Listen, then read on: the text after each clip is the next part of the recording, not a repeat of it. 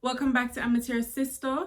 Today we'll be talking about ketogenic diet. Basically what it is, what the benefits are, what the disadvantages are or the side effects, and then lastly I'll give you some examples of what a ketogenic meal plan would be.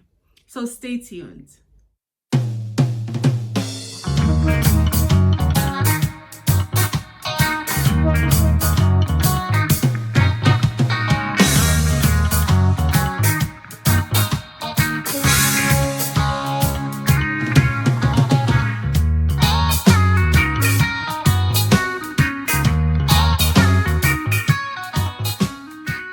Ketogenic diet is a high fat, healthy fats of course, moderate protein and low to no carbohydrates. This is normally used in medicine to treat children with hard to control epilepsy. This forces the body to use fat or to burn fat for energy instead of carbohydrates. This drastic reduction in carbohydrates put the body in a metabolic state known as ketosis. What is ketosis, you may ask? Well, I have the answer. Ketosis is a state where your body is no longer using carbohydrates to burn energy. Instead, it's using fat, and this produces small bodies called ketones. Now, these ketones are now used to fuel your body or used for energy for the body, and that is where the name ketogenic diet comes from. The ketones that are used to fuel the body during this diet. So simply put, and I think Dr. Fung, the author of The Complete Guide to Fasting, put it best. He said that our bodies have glucose stores that are easily accessible so that when our glucose stores are running low, our bodies can access it for dietary carbohydrates. So consider this. The glucose stores are like refrigerators, easily accessible, easily stocked, and we can go to it at any point in time, right? Now, somewhere far in the basement, in the attic, in some back room that is not even really being used, there are some freezers. And these freezers are fat storage freezers, right? And so when the refrigerator that we have access to easily runs low, the body can access these fat stores for energy. Now, these fat stores, because they're so far, they're not so readily accessible as the glucose stores, right? But with the ketogenic diet, what it does is basically depletes the refrigerator of food, because we're not restocking it now, right? So it depletes the refrigerator of these or glucose stores of the carbohydrates, and so our bodies will have to access the fat stores or deep freezers for fat to burn as fuel to energize our bodies, right? And over time, the more our bodies utilize these fat stores, the more efficient it becomes, burning fat for energy instead of glucose. And this is essential in the ketogenic diet, because the efficiency with which our body burns these fats stored away over time, the easier it is for us, or the more weight we're able to lose. Let's talk about the benefits of ketogenic diets. Weight loss, the first one. So as your body becomes more adapted to burning fat for glucose, it's more efficient and causes you to lose weight. The second benefit now would be it makes you feel fuller for longer. This is because there are high quality fats being added to your diet, which normally leaves you feeling a bit full. It reduces insulin levels, and this reduction in insulin levels kind of have a ripple effect in that it can help to reduce cravings, because when you eat carbohydrates, there's a surge in your insulin level and then a sudden drop. And this sudden drop causes you to crave or to want more sweets or more carbohydrates, right? So you crave for these things. Another benefit of reduction in insulin is that it helps to kind of balance out the hormones. In that, remember in previous videos I had said that the increased insulin levels causes the ovaries to produce more testosterone, and we don't want more testosterone, right? Another benefit of the reduction in insulin levels is the improvement of your acne. So the less carbohydrates you're eating, the lower your insulin levels, and the better your skin. So it improves acne. Another benefit of the ketogenic diet is it helps with your cardiovascular health. It helps your heart to be healthy, right? Now, just like with everything in life, there are pros and there are cons. So let's look at the disadvantages or the common side effects of ketogenic diet. So this diet is typically hard to follow because I think it's because of the drastic reduction in carbohydrates and our cravings. You know, us just wanting to eat carbs. Maybe it makes the food more interesting. So the diet is kind of hard to keep up with, especially for persons who are actually doing the no carbs at all keto diet, because there's that version of it. So another disadvantage or side effect is something that is termed now the keto flu. And this is just some symptoms that people describe basically within a week or maybe even up to 2 weeks of starting the keto diet. Is like headache, nausea, and general aches in the body. But this typically passes if you are consistent and as the body learns to metabolize, to utilize the fats for energy instead of the carbohydrates. So if you're consistent, you know, these symptoms will pass and then you'll be in full ketosis. Another side effect is a constipation, because some of the carbohydrates that we consume have fibers and we need those dietary fibers to help, you know, flush our system out. But, you know, to reduce the occurrence of constipation when you're on a keto diet, green leafy vegetables, right? Or less starchy vegetables will be really great for you to include. Now, this is something that you have to be careful about, because for persons with PCOS who have hypothyroidism or Hashimoto's, a common illness in persons with PCOS, you don't want to starve your thyroid of insulin when it's already struggling for insulin, right? Because for the thyroid to work, it needs insulin. So imagine it's already struggling with hypothyroidism, struggling to get insulin, and you're further depriving it of insulin. So we don't want to do that. So if you know you have hypothyroidism or Hashimoto's, no ketogenic diet for you, okay? It's best not to. So full disclaimer, I'm not a medical professional. I'm not a dietitian. I am just telling you what I found in my research, right? I am not saying that this is the gold standard, because you have to remember our bodies are different. We have some of us have other ailments with as well as PCOS. We have to be careful about what we're doing. So a lot of times you want to consult your doctors before you go on any drastic meal diet or something like that, right? This is not the gold standard for weight loss or managing your PCOS. There are other dietary plans that can be incorporated in your lifestyle.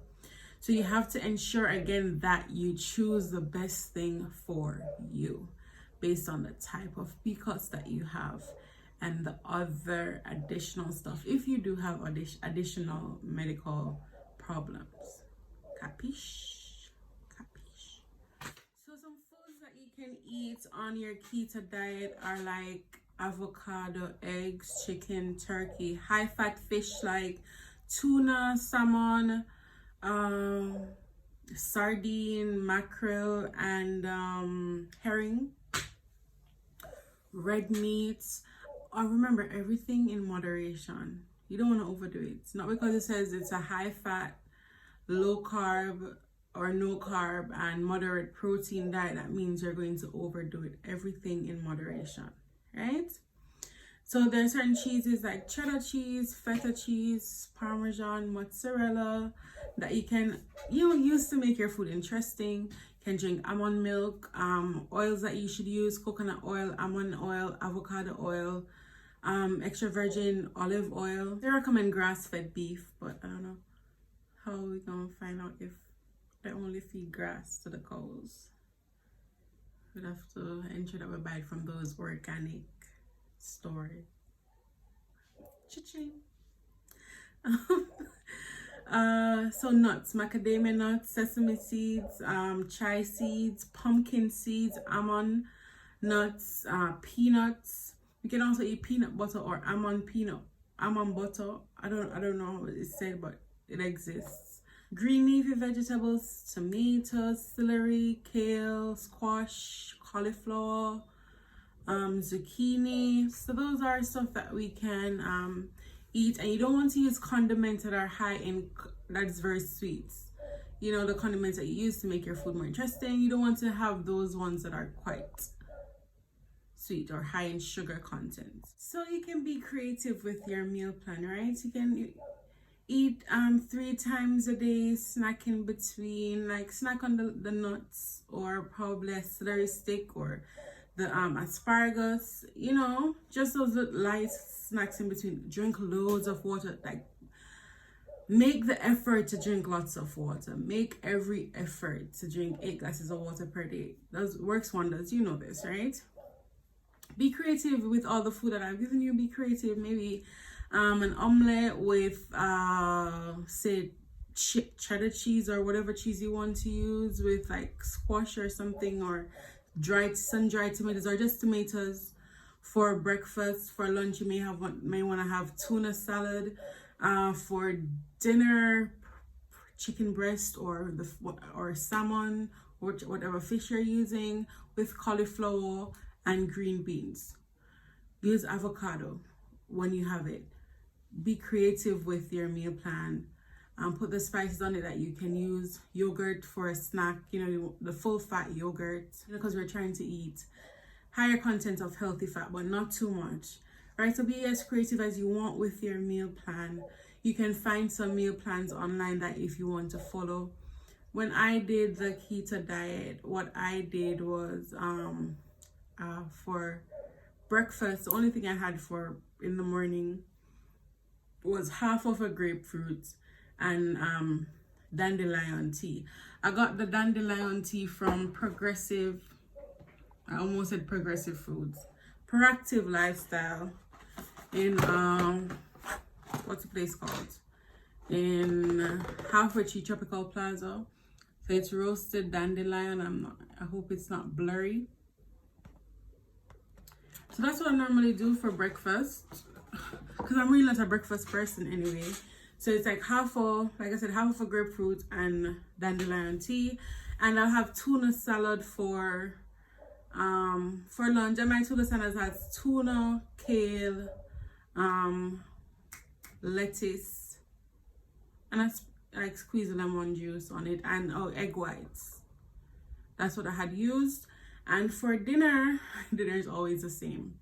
It was baked fish with broccoli and carrots, or what's that thing called that when you boil it stinks, the water smell, and then like when it's like an insult, you smell like 10 days cabbage water. I don't know how people get these things. Cabbage, right? So the cabbage with the carrots and the baked fish. Guys, you don't want to be eating a lot of fried food and stuff, right? Because you still are living healthy, right? In the best possible way. So that's what I did. And I didn't have a lot to work with. So basically that's what I ate all the days. So, you know, work with your pockets. I mean, there's also collard greens. We call it callaloo, that you can use. Just work with your pockets and don't stress out yourself. If you can eat, even snack in between, drink water in between. You know, like I said, this is not like the golden rule. If you don't use it, it doesn't work. Just the basic and the simple rule of it: high healthy fat, moderate protein, little to no carbohydrates, and you're good to go. You do that and you drink lots of water. And realize I didn't say sugar. That means no sugar in your tea. Hello. So it's unsweetened almond milk if you're going to be buying almond milk. Remember, okay? It's really important. We are cutting out or minimizing carbs as much as possible, especially for us with high insulin levels, or we have insulin resistant PCOS. Carbs aren't your friends right now, right? So we're just trying to, the best possible way, manage our PCOS, be healthy, All right, so that is what I did. I hope that this is helpful. Oh, and with the fruits, you don't want to eat the very sweet fruits, you know, like the green apples. I'm not sure what they're called, but the green apples, they're good. Strawberries, blueberries. I love sugar cane. No, cut it out. I think oranges are fine, but I don't see that much when you look up the Keto Diet meal plans. You don't see oranges in it, or even orange juice. So you just have to be careful. Also do your research as well and see what foods are there and experiment with it, because there are lots of meat that is listed. I just took out some of the meat that was listed, and if like you don't eat meat, there's fish and other ways that you can get protein, like green peas. Yes. So wow, I had something to show. Also, my videos are litty right now with the demonstrations. Oh my god, I'm sorry. You know, because normally when you're watching the YouTube videos, there's something that, you know, you're being shown. I almost showed you my deodorants. Something that is being shown. And so it was just, I realized just now that I showed two things. That's really exciting for me. I showed two things. Like, that is next level YouTube, right? I'm gonna go now. So thank you so much for watching.